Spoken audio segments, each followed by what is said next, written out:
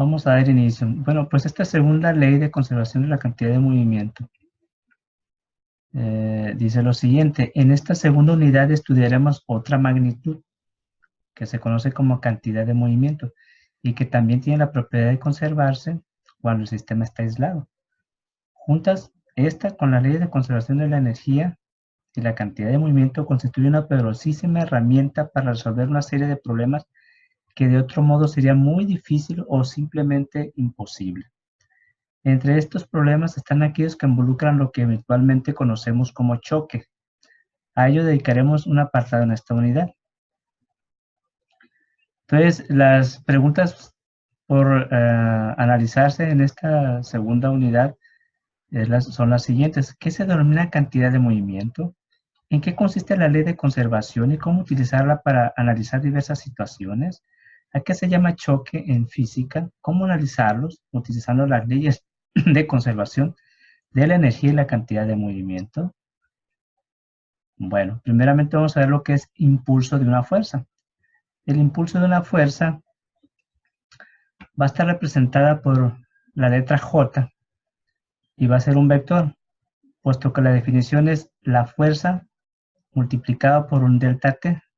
Aquí tenemos el esquema de un cuerpo que tiene una velocidad inicial 1 y está aplicándose una fuerza sobre él de tal manera que en un tiempo T2 tiene una velocidad 2 a la misma fuerza. En este caso, T2 menos T1 se llama delta T, de tal manera que el producto de la fuerza por el delta T es lo que conocemos como impulso, ¿verdad? Cabe señalar que a diferencia del trabajo, que es una magnitud escalar, el impulso de una fuerza es un vector. Tiene igual dirección y sentido que la fuerza, pues resulta de multiplicarla por una escalar, el delta T. La representaremos por J, de modo que J es igual a F por delta T. Ojo, aquí la fuerza es función del tiempo. Si la fuerza que actúa sobre el cuerpo varía, entonces para calcular su impulso puede dividirse el intervalo de tiempo considerado en subintervalos tan pequeños que durante cada uno de ellos sea posible asumirla como constante. Este procedimiento es similar al seguido para calcular el trabajo de una fuerza variable, solo que ahora lo que se divide es el intervalo de tiempo en lugar de desplazamiento, ¿sí? Y aquí tenemos el caso de un resorte con un bloque pegado a él de tal manera que pues se hace una fuerza, se suelta y el resorte empieza a estirarse y volver a su estado original, contraerse y así sucesivamente. De tal manera que el impulso aproximado, ¿sí? Si nosotros graficamos la fuerza como función del tiempo, nos da esta gráfica. Esta gráfica que empieza desde un máximo y luego va haciéndose hasta cero, ¿verdad? ¿Cuál es el impulso aproximado? Pues lo vamos a aproximar como fuerza 1 por delta T, fuerza 2 más, fuerza 2 por delta T, fuerza 3 por delta T y así sucesivamente, ¿sí? El cálculo del impulso de una fuerza cuando su módulo no es constante, ¿verdad? Inciso A, se divide el intervalo de tiempo considerado en subintervalos muy pequeños y se halla la suma de los impulsos de la fuerza en cada uno de ellos. El inciso B dice, el impulso de la fuerza está dado por el área entre el gráfico f de t y el eje de las t's o del tiempo. ¿Sí? Entonces, esta expresión deja de ser aproximada y se convierte exacta al reducir indefinidamente el tamaño de los intervalos del tiempo, delta t. O sea, el impulso, ¿verdad? Será igual entonces al límite cuando el delta t tiende a 0 del producto de F1 por delta t, más F2 por delta t, más F3 por delta t, y así sucesivamente.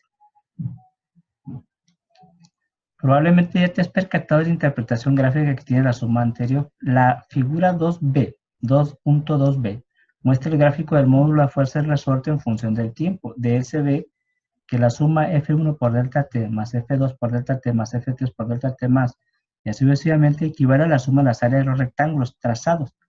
Nota que al reducir el tamaño de los intervalos, delta t aumenta el número de rectángulos, y entonces la suma de los áreas se aproxima más al área entre el gráfico ft y el eje t. Okay. Aquí tenemos un ejemplo. El gráfico que aparece a continuación muestra la fuerza de un resorte sobre un cuerpo durante determinado intervalo de tiempo. Inciso A, ¿en qué se diferencia esta situación de la representada en la figura 2.2? Y B, calcule el impulso de la fuerza. Bueno, en ambos casos se trata de la fuerza ejercida por un resorte, pero la figura 2.2 corresponde a una situación en que la magnitud de la fuerza disminuye hasta cero, por lo que el cuerpo en el extremo del resorte se mueve desde una posición en que está estirado hasta la posición de equilibrio. En el caso que ahora analizamos ocurre lo contrario. La fuerza aumenta desde cero, ¿verdad?, hasta un cierto valor, en este caso 10 newtons. Hasta una posición de posición de equilibrio. En el caso de ahora que analizamos ocurre lo contrario. La fuerza aumenta desde cero hasta cierto valor, por lo que el cuerpo se desplaza de la posición de equilibrio a otra en la que el resorte está estirado. ¿Ok? Entonces, si vamos a determinar el impulso, necesitamos encontrar el área de el área bajo esta curva, que están delimitados por la curva, por esta línea recta vertical y por la línea horizontal. ¿Sí? Para calcular el impulso de la fuerza no puede simplemente hallarse el producto de F por delta T, ya que la fuerza no es constante. Sin embargo, es posible hacerlo determinando el área entre el gráfico F de T y el eje T. Es posible hallar esta área si se conoce la de los cuadritos. Hay varios modos de calcular el área de un cuadrito, una de los cuales es la siguiente. En el rectángulo resaltado caben 10 cuadritos según la ordenada y 18 según la abscisa. Es decir, todo el triángulo, todo este rectángulo, ¿verdad?, es 18 cuadritos por 10 cuadritos. Eso me da 180 cuadritos, ¿verdad? Entonces, el número de cuadritos, ¿verdad?, en el rectángulo resaltan 10 cuadritos según la ordenada y 18 según la abscisa. Por consiguiente, el número de ellos en dicho rectángulo son 180, ¿verdad? Por otra parte, el área de este rectángulo el área, ¿verdad?, es 10 newtons por 0.18 segundos. Eso me da 1.8 newtons por segundo. Aquí lo vemos, ¿verdad? Es lo que vale 10 newtons por lo que vale la ordenada en T de 0.18 segundos. Eso me da 1.8 newtons por segundo. El área de un cuadrito será, por lo tanto, la del rectángulo entre el número de cuadritos que contiene. Es decir, el área de un cuadrito, ¿verdad?, es el área total entre el número de cuadritos, o sea, 1.8 newtons por segundo entre 180. Eso me da 0.01 newtons por segundo. Ahora hallaremos el área bajo la curva. Contando cuadritos, puedes comprobar que el área de ellos bajo la curva hay 103 cuadritos completos, en tanto hay 20 incompletos. Es decir, contamos aquí, los incompletos serían 1, 2, 3, 1, 2, 3, 4, 5, 6, 7, 8, así hasta 20 por acá. Quedarían 20 cuadritos incompletos. Muy bien. Entonces, observa que algunos de los cuadritos incompletos tienen más de la mitad del cuadrito y otras menos. Si se divide entre 2 el número total de ellos, entonces se obtiene aproximadamente el equivalente a cuadritos completos, o sea, 20 entre 2 a 10. ¿Verdad? Entonces sería 103, el área total sería 113 por área del cuadrito, es 113 por 0.01 newtons por segundo. Eso me da 1.13 newtons por segundo. El impulso de la fuerza es, pues, el área total debajo de la curva es el impulso J, y eso es igual a 1.13 newtons por segundo. Hemos dado el resultado con dos cifras significativas porque los datos de partida, que son los valores de fuerza y tiempo leídos en el gráfico, solo poseen 2. Ok, entonces vamos ahora al tema 2.2 sobre el teorema del impulso y la cantidad de movimiento. Muy bien. Ok. Bueno, el impulso y la cantidad de movimiento. En la unidad anterior, para encontrar la magnitud asociada al trabajo de una fuerza, utilizamos la segunda ley de Newton. F igual a masa por aceleración. Ahora procederemos de modo análogo para hallar la magnitud asociada al impulso J de una fuerza. Consideremos otra vez el caso simple de la figura 2.1, en que la fuerza ejercida sobre el cuerpo es constante. Al cabo del intervalo del tiempo delta t, el impulso de esa fuerza es, como sabes, J igual a F por delta t. Utilizando la segunda ley de Newton, tenemos que J, que es igual a F por delta P, es igual a la masa por la aceleración por delta t. Si tenemos en cuenta que la aceleración es delta V en delta t, podemos escribir entonces de esta manera que J es igual a la masa por delta V en delta t por delta t. Y eso me da la masa por delta V. Eso me da la masa que multiplica a velocidad final menos la velocidad inicial. O sea que también J, el impulso, es igual a la masa por la velocidad final menos la masa por la velocidad inicial. Observemos que en el segundo miembro de esta ecuación representa la variación de la magnitud mv, m por v, pues ello es precisamente lo que se denomina cantidad de movimiento. Es una magnitud vectorial que tiene igual dirección en sentido que la velocidad, ya que se obtiene multiplicando esta por un escalar m.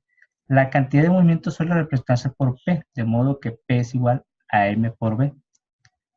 ¿Ok? Pues bien, eso es lo que es la cantidad de movimiento. En resumidas cuentas, entonces, el impulso no es más que el cambio en la cantidad de movimiento. Aquí lo expresamos con palabras. El impulso de la fuerza neta ejercida sobre un cuerpo es igual a la variación de su cantidad de movimiento. Algo análogo a lo que teníamos en el caso de conservación de energía. Pues bien. Debemos señalar que aunque en el ejemplo analizado, la figura 2.1, la fuerza es constante, el resultado obtenido es general y abarca también aquellos casos en que es variable. ¿Okay?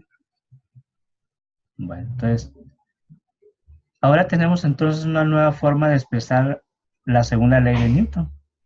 Ya sabemos que la fuerza por delta T es delta V, entonces la fuerza es delta P en delta T, que es la fuerza, una fuerza promedio o fuerza media. Para hallar la fuerza en un instante determinado se requiere tomar un intervalo delta T en torno a dicho instante y reducirlo indefinidamente, operación que simbólicamente se expresa de esta manera. La fuerza va a ser el límite cuando el delta T tiende a cero del cambio de momento entre el cambio del tiempo.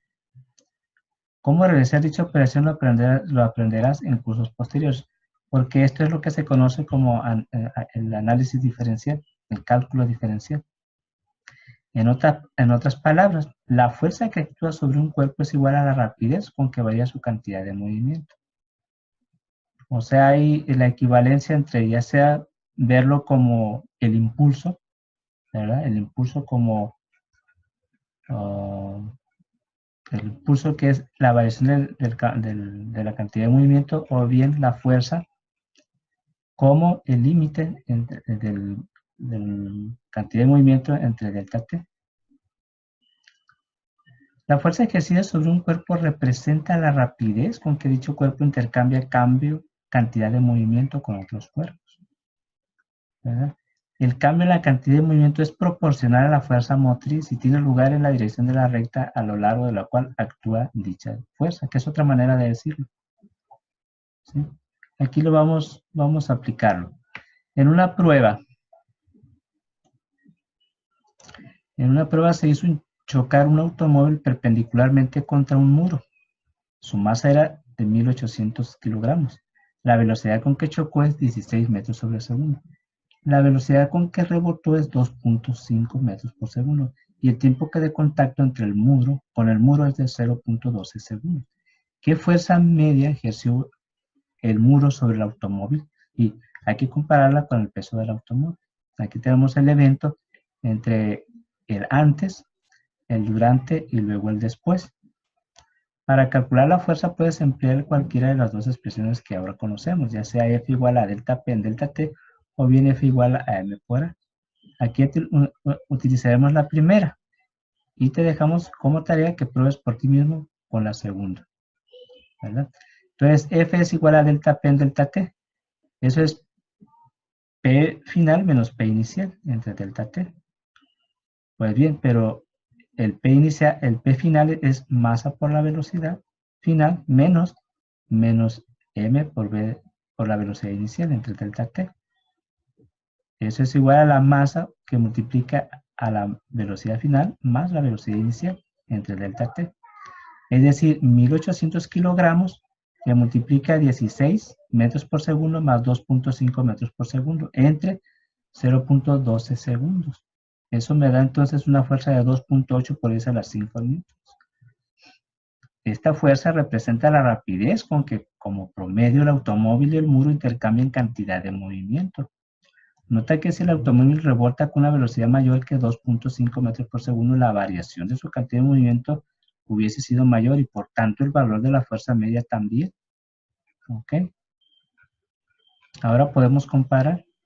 El peso del automóvil es entonces la fuerza igual a la masa por la gravedad. 1800 por 9.8. Eso me da 1.8 por 10 a la 4 newton. De tal manera que la fuerza que tuvimos allá entre el peso del coche me da 16. Y esta da idea de la enorme que puede ser la fuerza media durante un choque. En este caso es unas 16 veces el peso del carro. Y el valor máximo de la fuerza es todavía mayor. Es decir, es bastante muy fuerte. Por eso los choques siempre son muy peligrosos. La mayoría. Perfecto. Ahora vamos a ver el otro caso.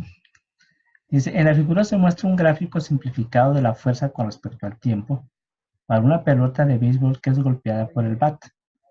Inciso A, describe con palabras cómo varía la fuerza sobre la pelota. B, cuál es el valor de la fuerza media y el de la fuerza máxima. Y C, compáralos con algunos valores característicos de la fuerza. Pues aquí vemos cómo la fuerza empieza de 0 y muy rápidamente crece hasta un máximo de 15 por 10 a la 3 newtons, ¿verdad? Y luego inmediatamente decrece, pero fuertísimo, y luego decae a 0 en un tiempo de 3 milisegundos. Es pues muy poco el tiempo que hay en este evento. Si nosotros tomásemos una película, se ve que la pelota se deforma bastante. Max se deforma cuando llega, golpea el bat, se deforma y luego adquiere su forma original y se va con una velocidad fuertísima, una velocidad grandísima al área del juego. En cuanto la pelota hace contacto con el arco, comienza a actuar las fuerzas de interacción entre ellos. La fuerza crece hasta que la pelota alcanza su máxima comprensión y a partir de ese momento decrece, haciéndose nula el instante que la pelota deja de hacer contacto con el bat. En este caso, la fuerza es variable, por lo que la expresión J igual a F por delta T, la F representa una fuerza media. De aquí que la fuerza media sea F igual a J entre delta T. El impulso J puede ser calculado a partir del área entre la curva de FT y el eje T. Para ello procederemos de modo similar a que en el ejemplo que hicimos anteriormente. Encontramos el área de cada cuadrito y luego contamos su número bajo el gráfico. En el rectángulo de lados 15 por 10 a la 3 newton en 3 milisegundos hay entonces un total de 247 cuadritos. Eso se puede contar fácilmente multiplicando este número de cuadritos por este número de cuadritos. ¿Vale? Y el área de cada ese rectángulo, ¿verdad? Es 15 por 10 a la 3 newtons por 3 por 10 a la menos 3 segundos. Eso me da 45 newtons por segundo. De ahí que el área de un cuadrito sea entonces el área total entre el número de cuadritos, 45 newtons por segundo entre 247, ¿verdad? Cuadritos. Eso me da entre 0.182 newtons por segundo. El número de cuadritos bajo la curva es de 142 completos y hay 38 incompletos. Ustedes lo pueden verificar. Igual, dividimos entre 2 el número de cuadritos incompletos y entonces hacemos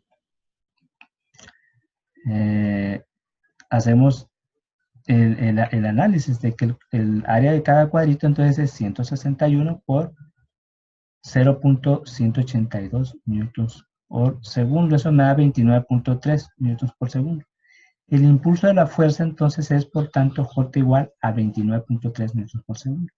Y la fuerza media entonces es igual a J entre delta T, que es 29.3 newtons por segundo, entre 3 por 10 a la menos 3 segundos. Eso me da 9.8 por 10 a la 3 newtons. Este resultado representa la rapidez promedio con la que la pelota y el balón intercambian cantidad de movimiento. El valor de la fuerza máximo se lee directamente en el gráfico, 15 por 10 a la 3 newtons. Muy bien, entonces, ahora los valores anteriores de fuerza pueden ser comparados, por ejemplo, con el peso de un cuerpo. Así, el peso de un cuerpo de 1 kilogramo es, pues, 9.8 newtons. Esto significa que la fuerza media equivale al peso de un cuerpo de 1000 kilogramos. Por su parte, la fuerza máxima es 15 por 10 a la 3 entre 9.8 por 10 a la menos 3, eso a la 3, eso me da 1.5. Es decir, 1.5 veces mayor que la media, por lo que equivale al peso de un cuerpo de masa de 1.5 por 10 a la 3 kilogramos. ¿Ok? Hemos respondido a la primera de las preguntas claves planteadas en la necesidad de esta unidad. ¿A qué se denomina cantidad de movimiento? Incluso hemos ido más allá. En particular encontramos una nueva expresión para la fuerza, F igual a delta P en delta T, más general todavía que F igual a M por A. Y aprendimos a utilizarla para evaluar ciertas fuerzas cuyas leyes desconocemos. Las siguientes dos apartados están dedicados a la pregunta central de esta unidad. ¿En qué consiste la ley de conservación de la cantidad de movimiento? Para llegar a esto, entonces necesitamos entender lo que son fuerzas internas y fuerzas externas en un sistema. Aquí tenemos el caso de dos sistemas ya conocidos. Tenemos el sistema de la Tierra con una pelota de béisbol. Vemos que este es el sistema y sus fuerzas internas, ¿verdad? Serían pues la fuerza con que jala, ¿verdad? La Tierra a la pelota, e igualmente la fuerza que jala la pelota a la Tierra. Y en tanto la fuerza del aire, la resistencia o la fricción del aire sería un agente externo, una fuerza externa, ¿verdad? Acá tenemos el otro caso de un sistema que podemos considerarlo aislado, pero hay fuerzas internas, que son las fuerzas que el resorte imprime a los carritos, y las otras fuerzas son las fuerzas correspondientes a la tierra que ejerce por cada carrito. O sea, es la fuerza de gravedad, ¿sí? Es el peso. Pero el peso viene de alguna manera contrarrestado con la normal que ejerce la mesa, la superficie de la mesa en cada carrito. De tal manera que las fuerzas externas pueden ser efectivamente el peso de los carritos, sin embargo es contrarrestada con la normal que ofrece la mesa, de tal manera que se puede considerar aislado, por ejemplo. ¿Sí? Entonces hay fuerzas internas que son las rojas, y las fuerzas externas, que son, en este caso, las negras y las amarillas. Y el agente externo, en este caso, es la mesa, la tierra y la fricción de la mesa, por decirlo algo. En muchos casos podemos despreciar la fricción de la mesa, entonces ya básicamente podemos considerar el sistema aislado. Ok. Entonces, a eso es lo que, una vez precisado el sistema, las acciones ejercidas sobre él por los cuerpos que quedan fuera se llaman externas, y las de los cuerpos del sistema entre sí, pues se llaman internas. ¿Ok? Muy bien. En la unidad anterior viste que cuando un sistema no intercambia energía con el exterior se dice que está aislado o cerrado, que es otra manera de decir. Y puesto que la fuerza representa la rapidez con que los cuerpos intercambian cantidad de movimiento, entonces si no hay fuerza externa actuando sobre el sistema significa que está aislado. De aquí que en lo que respecta al intercambio de cantidad de movimiento, un sistema está aislado si no hay fuerzas externas aplicadas sobre él. Entonces, de manera lógica podemos subrayar. Muy bien. Así que, a los efectos del intercambio de cantidad de movimiento con el exterior, un sistema mecánico puede comportarse como aislado en los siguientes tres casos. Inciso A, no actúan fuerzas externas sobre él, lo cual en realidad es una abstracción, o sea, no es cierto, pero se puede considerar. B, la suma de las fuerzas externas sobre el sistema es nula. Y C, en el intervalo de tiempo considerado el impulso de las fuerzas externas es despreciable. Entonces, por ejemplo, aquí está el evento del choque de dos monedas. Podrá considerarse aislado el sistema constituido por dos monedas, una en reposo y otra en una mesa y la otra que choca con ella a gran velocidad. Entonces, ahí hay que ver. Entonces, ahora podemos enunciar la ley de conservación de la cantidad de movimiento. ¿Y qué quiere decir? La ley de conservación de movimiento, básicamente, aquí tenemos el evento de los choques. Yo tengo dos pelotas, una roja y una azul. La roja con masa mayor que la masa azul. Las velocidades se indican aquí por las flechas. La masa azul tiene una velocidad hacia la derecha y la masa roja hacia la izquierda y con menos cantidad de velocidad, o sea, menor. Tenemos el durante, que es donde interactúan las dos bolas golpeándose. Las fuerzas internas, en este caso, son las fuerzas que de alguna manera están dentro de lo que conocemos acción y reacción. O sea, cumplen la tercera ley de Newton. Esta es la fuerza de 1 debido a la 2 y esta es la fuerza de 2 debido a la 1. ¿Verdad? Entonces, y en el después, pues tenemos que la pelotita azul, ¿verdad? Giró un poquito y salió con una velocidad disparada. En tanto, la velocidad de la pelota 2 no solo es de sentido contrario, sino que se desvió un poquito de la horizontal.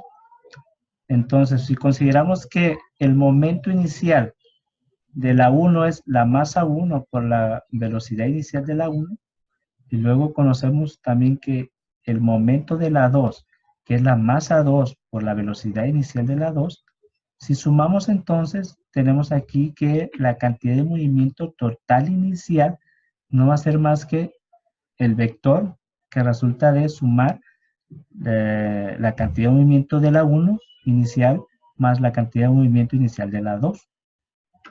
Y acá de igual manera. Entonces, aquí la conservación de la cantidad de movimiento significa, ¿sí?, que el momento total inicial debe ser igual al momento total final. Y eso es básicamente la ley de conservación de la cantidad de movimiento. ¿Sí?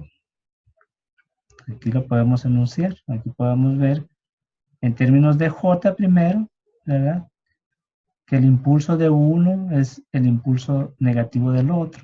¿Sí? El impulso lo ponemos en términos de los cambios de cantidad de movimiento de cada una de las pelotas, de tal manera que tenemos que delta P1 más delta P2 es igual a 0. De tal manera que el delta también se puede expresar como delta que multiplica a la cantidad de movimiento 1 más la cantidad de movimiento 2, y eso es igual a 0. O bien en términos, si nosotros consideramos la cantidad de movimiento total como la suma vectorial de la cantidad de movimiento de la 1 más la cantidad de movimiento de la 2. Entonces, el cambio en la cantidad de movimiento total es igual a 0. O en otras palabras, la cantidad de movimiento total del sistema considerado no varía, permanece constante. Observa que los cuerpos del sistema intercambian cantidad de movimiento entre sí, pero lo hacen de tal modo que la variación de la cantidad de movimiento de uno es igual a la magnitud de sentido contrario que la del otro. O sea, delta P igual, delta P1 es menos el delta P del otro. O sea, lo que uno pierde, el otro lo gana. ¿Sí? Esta es la razón por la que la cantidad de movimiento total del sistema permanece invariable. Ojo, hemos considerado que el sistema que se está llevando es un sistema aislado también. No estamos considerando el rozamiento, no estamos considerando otro tipo de fuerzas externas, sino que hay solamente fuerzas internas, ¿verdad? Y que esas fuerzas internas están regidas por la tercera ley de Newton, sobre la ley de la acción y reacción. Bueno, total, entonces esto es lo que es la cantidad de movimiento total de un sistema. Se conserva si el sistema está aislado. Es lo que estábamos diciendo. Ok.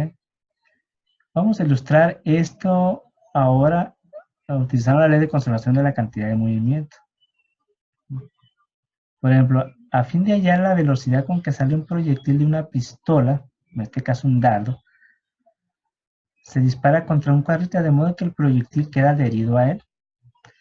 La velocidad del conjunto es 0.45 metros por segundo y las masas del proyectil del carrito son 10 y 200 gramos respectivamente. ¿Cuál era la velocidad del proyectil? O sea, ¿cuál era la velocidad del dardo? Bueno, la situación aquí está. Lo que sí sabemos es que la cantidad de movimiento total inicial debe ser la cantidad de movimiento total final, o sea, después del evento. Entonces aquí está antes, aquí está el durante y aquí está el después. Si nos fijamos en el antes, el dardo solamente tiene momento, o sea, tiene una cierta velocidad, mientras que el carrito no, por eso es que es igual a 0. Entonces, quiere decir entonces que la cantidad de movimiento del dardo, pues debe de igualarse a la cantidad de movimiento del sistema dardo más carrito, ¿verdad? Que es el momento del carrito más el momento del dardo, que tiene la misma velocidad, ¿verdad? De tal manera entonces que yo tengo que la cantidad de movimiento del dardo es igual a la cantidad de movimiento del dardo más la del carrito. O sea que esto es igual a la masa por la velocidad inicial del dardo y eso es igual a la masa de la 1 por la velocidad final de la 1 más la masa de la 2 por la velocidad final de la 2. Pero como la velocidad 1 y la velocidad del 2 son los mismos, porque están corriendo a la misma velocidad, entonces es solamente velocidad 1 igual a velocidad 2 y igual a una velocidad final, v. Entonces de aquí que podemos despejar la velocidad inicial con la que el dardo sale de la pistolita. Y esto es igual en términos de la masa del dardo más la masa del carro entre la masa del dardo por la velocidad final. ¿Sí? Y como ya sabemos, las masas no las dan y la velocidad del conjunto no las dan también, de 0.45 metros por segundo. Entonces eso me da que el dardo salió con una velocidad de 8.4 metros sobre segundo. ¿Ok? Entonces básicamente eso es. Aquí hay que tener mucho cuidado porque la cantidad de movimiento, sí, casi en la mayoría de los fenómenos se conserva, pero no el de la cantidad de la conservación de la energía cinética. ¿Por qué no se conserva? Por ejemplo, en este caso, no se conserva la energía cinética porque parte del movimiento que sirve para alzar este bloque también se pierde en sonido, se pierde en un calentamiento, en